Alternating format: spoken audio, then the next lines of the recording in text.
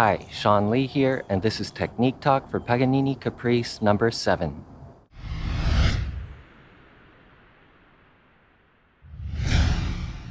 There's a real mixed bag of different techniques throughout this caprice, with passages in octaves, tenths, broken arpeggios, melodic passages with chordal accompaniment, up-bow staccato, plus a very unusual passage with ricochet and flying staccato connected seamlessly back and forth.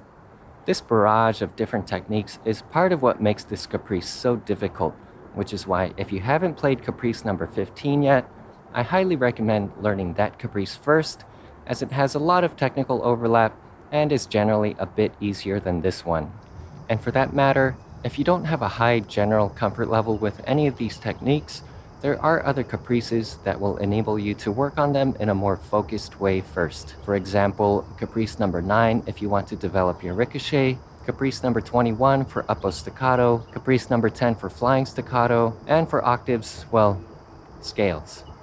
So with that in mind, my advice for this caprice is to spend even more time than you normally would practicing in smaller sections. Even though I know this caprice very well, it continues to feel twice as long as it actually is, because there's so much going on, and the best way to combat this is to become so familiar with the various passages to the point that it reduces the strain of switching from one technique to the next. Also, I take this one step further with the broken arpeggios, which I find so difficult to play with any consistency. I would extract those 4 passages to practice in isolation with the same method I talk about in my technique talk for caprice number 1 with the passages in thirds.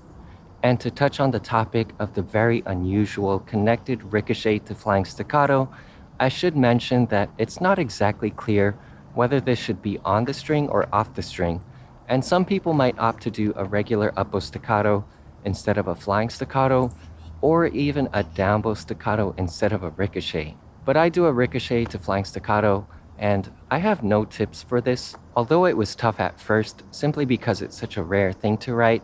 Once I got past that phase when it felt really foreign, I found that it works quite naturally because the string crossings go in the direction of the bow arm, and it actually becomes fun to play.